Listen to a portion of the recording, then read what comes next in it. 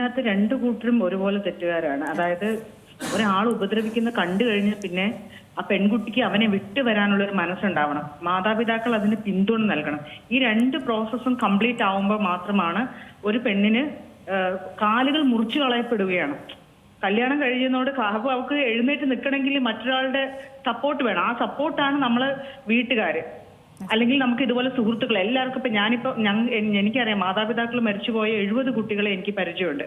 അവർക്ക് മാതാപിതാക്കളില്ല, പക്ഷേ അവർക്ക് സുഹൃത്തുക്കളുടെ അല്ലെങ്കിൽ ആരുടെയെങ്കിലും ഒക്കെ പിന്തുണയുണ്ട്. പക്ഷെ ഈ മാതാപിതാക്കളുള്ള, നല്ല വിദ്യാഭ്യാസമുള്ള, നല്ല സാമൂഹ്യ സാഹചര്യത്തിൽ ജീവിക്കുന്ന ഈ പെൺകുട്ടികളൊക്കെ ഇങ്ങനെ നമ്മളൊരു ആർക്ക് വേണ്ടി അവർ ജീവിക്കുന്നു, അവര് തിരിച്ച് മനുഷ്യത്വം കാണിക്കുന്നില്ല. അങ്ങനെയുള്ള ഇടങ്ങളിൽ നിന്ന് വിട്ടുപോരണം എന്ന് 1000 വട്ടം നമ്മള് എഴുത്തിലൂടെയും പറച്ചിലൂടെയും മാധ്യമങ്ങളിലൂടെയൊക്കെ, പണ്ടത്തെ കാലം പോലെയല്ല, ഇപ്പം നമ്മളെല്ലാ വിഷയങ്ങളും അറിയുന്ന ചർച്ച ചെയ്യപ്പെടുന്നുണ്ട്. എവിടെയെങ്കിലും അതിന്റെ കണ്ടന്റ്സ് സോഷ്യൽ മീഡിയയിലെങ്കിലും അവർക്ക് വായിക്കാൻ കിട്ടുന്നുണ്ട്, അല്ലെങ്കിൽ ഷെയർ ചെയ്ത് വരുന്നുണ്ട്. ഇത് മനുഷ്യരെല്ലാം ഇത് ശ്രദ്ധിക്കുന്നവരാണ്. പക്ഷെ നമ്മൾ അതൊന്ന് വിട്ടുവരാനായിട്ടുള്ള ആ ഒരു വിമുഖതയുണ്ട്. ആ വിമുഖത എന്തുകൊണ്ടെന്ന് വെച്ചാൽ, നാളെ മനുഷ്യർ എന്ത് പറയും, നാളെ ഞാൻ ഒറ്റപ്പെടുവോ, അല്ലെങ്കിൽ ഈ മനുഷ്യനെ ഞാൻ ഇത്രയും സ്നേഹിച്ചു, നാളെ അയാൾ മാറുമായിരിക്കും എന്നുള്ളൊരു ഫോൾസ് ഹോപ്പ്. ഞാൻ എപ്പോഴും അതിനെ ഫോൾസ് ഹോപ്പ് എന്നേ പറയത്തുള്ളൂ. സൈക്കോകളായിട്ടുള്ള മനുഷ്യരെ നമുക്ക് ഒരിക്കലും മാറ്റാൻ പറ്റത്തില്ല. നമുക്ക് മാറാം. നമുക്ക് അവിടുന്ന് പിന്തിരിഞ്ഞു വന്ന് നമുക്ക് നമ്മൾക്ക് മറ്റൊരു ഫോക്കസ് ഉണ്ട്. നമുക്ക് ഒരു പക്ഷേ കുട്ടി ഉണ്ടാവും, അല്ലെങ്കിൽ കരിയർ സെറ്റ് ചെയ്യണമായിരിക്കും, അല്ലെങ്കിൽ നമ്മുടെ ജീവിതം തന്നെ അപ്പുറത്തൊരു ഫോക്കസ് ആയിട്ട് കിടക്കുമ്പോൾ ഇങ്ങനെയുള്ള ആൾക്കാർക്ക് വേണ്ടി ഒരു പെണ്ണും നിലകൊള്ളരുതെന്നാണ്. മർദ്ദനം എന്നല്ല, ക്രൂരമർദ്ദനം എന്നല്ല, മർദ്ദനം ഇങ്ങനെ അടി കൊള്ളേണ്ട ഒരു കാര്യമില്ല. എനിക്ക് കസേരയൊക്കെ ഉയർത്തി ഇവൻ നിൽക്കുന്ന ചിത്രം കാണുമ്പോൾ സത്യത്തിൽ കൊട്ടേഷൻ കൊടുത്ത്, ഞാനെങ്ങാനാണെങ്കിൽ ഒരു പോലീസിലും പോകത്തില്ല, പോയി കൊട്ടേഷൻ കൊടുത്ത് കൊല്ലത്തേ ഉള്ളൂ. കാരണം അങ്ങനെ അത്രയ്ക്കും ക്രൂരമായിട്ടാണ് ഒരു പെൺകുട്ടിയെ വളർത്തി പഠിപ്പിച്ച് ഒരാളുടെ കയ്യിൽ ഏൽപ്പിക്കുമ്പോഴത്തേക്കും അവന്റെ ആ സൈക്കോ മൊത്തം ആ പെൺകുട്ടികളുടെ അടുത്താണ് തീർക്കുന്നത്. അങ്ങനെ അവസാനം അവര് കൊല ചെയ്യപ്പെടുന്ന പെൺകുട്ടികൾ നമ്മൾ വീണ്ടും ചർച്ച ചെയ്യും. ഇത് തന്നെ കഴിഞ്ഞ ദിവസം ഒരു മരണം നടന്നതാണ്, അതും ഷാർജയത്തിന്റെ. എന്തായാലും ഇവരൊക്കെ അറിഞ്ഞിട്ടുണ്ടാവുമല്ലോ. അപ്പൊ ഈ വിട്ടുപോരാൻ എന്തുകൊണ്ടാണ് ഇവർക്ക് സാധിക്കാത്തത്?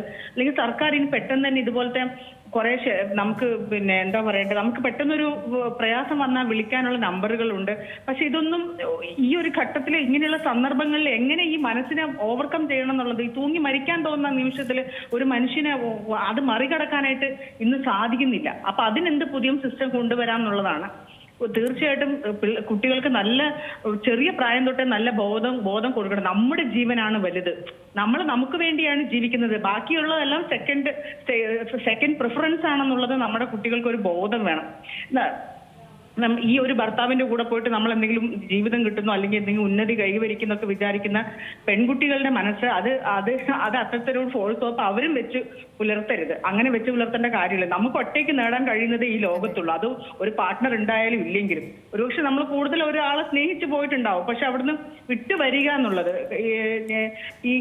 ഈയിടെ തന്നെ നമ്മളൊരു 4ഓളം കേസുകൾ, ഒരു ഭർത്താവ് കണ്ണിൽ കത്രി എടുത്ത് കുത്തി ഒരു പെൺകുട്ടിയുടെ. ഞാൻ മുമ്പ് നിങ്ങളോട് പറഞ്ഞിട്ടുണ്ട്, ഇവിടെ കഴക്കൂട്ടം പോലീസ് സ്റ്റേഷന്റെ കീഴിലാണ്. അപ്പൊ നെഞ്ചിൽ കയറി ഇരുന്ന് കണ്ണിൽ കത്രിക എടുത്ത് കുത്തുവാണ്. അപ്പൊ അയാളുടെ കുട്ടിയെ പ്രസവിച്ച് 7 വയസ്സുള്ള ഒരു മകനുണ്ട്. അപ്പൊ 8 വർഷം പിന്നിട്ടിട്ടും ഇപ്പോഴും അയാളുടെ സ്വഭാവത്തിന് വൈകൃതമുണ്ട്, അത് മാറുന്നില്ല. അപ്പൊ അവിടെ നമ്മൾ നിൽക്കരുത്. നമ്മൾ ജീവൻ പോകുന്ന അവിടം വരെ ഇവനെയൊക്കെ സേവിച്ച് നിൽക്കണം എന്നുള്ള ആ ചിന്താഗതി പെൺകുട്ടികൾ തന്നെ മാറ്റണേ. അഥവാ ഇനി അച്ഛനല്ല അമ്മയല്ല ആര് സപ്പോർട്ട് ചെയ്തില്ലെങ്കിൽ അവിടെ നിന്ന് ഇറങ്ങി വന്ന് നമുക്ക് സ്പേസ് വേണം, നമുക്കൊരു പാർക്കാൻ ഒരു സ്പേസ് വേണം. ആ സ്പേസ് ആണ് പലർക്കും ഇല്ലാത്തത്.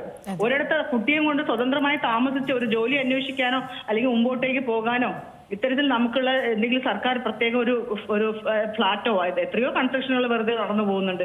അപ്പൊ സുരക്ഷിതരായിട്ട് ഒരു ഷോർട്ട് ടേം പീരീഡിലേക്ക് ഒരു പെൺകുട്ടിക്ക് പാർക്കാനും അവൾക്കൊരു ജോലി കണ്ടെത്താനും ഉള്ള ഒരു സ്പേസിലേക്ക് അമ്മയും കുഞ്ഞിനും ഒക്കെ ഒരുമിച്ച് ജീവിക്കാനുള്ള ഒരു സ്ഥലമാണ് നമുക്ക് വേണ്ടത്. നിലവിലുള്ള ഷെൽട്ടർ ഹോമുകളെ കുറിച്ചിട്ട് എനിക്ക് അത്ര വലിയ അഭിപ്രായമില്ല.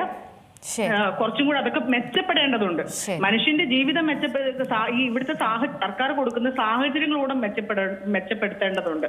അതൊക്കെ ഒരുമിച്ച് വന്നാൽ മാത്രമേ ഒരു പെണ്ണിന് ഒരിടത്തുനിന്ന് വിട്ടു വരാൻ പറ്റുള്ളൂ. അല്ലെങ്കിൽ ഇങ്ങനെ ആത്മഹത്യകൾ പെരുകിക്കൊണ്ടേയിരിക്കും. നല്ല സൈക്കോളജിക്ക് വേണ്ടി നമ്മളൊരു പ്രത്യേക ഡിപ്പാർട്ട്മെന്റ് തന്നെ സർക്കാർ, കുറച്ച് കൗൺസിലേഴ്സിനെ വെച്ചിട്ടൊന്നും കാര്യമില്ല. മനുഷ്യൻ ഏറ്റവും കൂടുതൽ ഓരോ സെക്കൻഡും റീസൺ ഇല്ലാതെ അങ്ങ് മാനസിക പ്രയാസത്തിലേക്ക് പോവുകയാണ്, ഡിപ്രഷനിലേക്ക് പോവാണ്. റീസൺ ഉണ്ടെങ്കിൽ. അതെ മാഡം, ഞാൻ സമയക്കുറവ് മൂലം ഒന്ന് ഇടപെടുകയാണ്. മാഡം പറഞ്ഞതെല്ലാം വളരെ കൃത്യമാണ്. അതായത് പെൺകുട്ടികൾ തന്നെ ഇത്തരം സാഹചര്യത്തിൽ നിന്ന് പുറത്തു വരേണ്ടത് വളരെ അനിവാര്യം തന്നെയാണ്. ഏറ്റവും പുതിയ വാർത്തകളും വിശേഷങ്ങളും വിരൽത്തുമ്പിലറിയാൻ സീ മലയാളം ന്യൂസ്. എല്ലാ ഡിജിറ്റൽ പ്ലാറ്റ്ഫോമുകളിലും ലഭ്യം.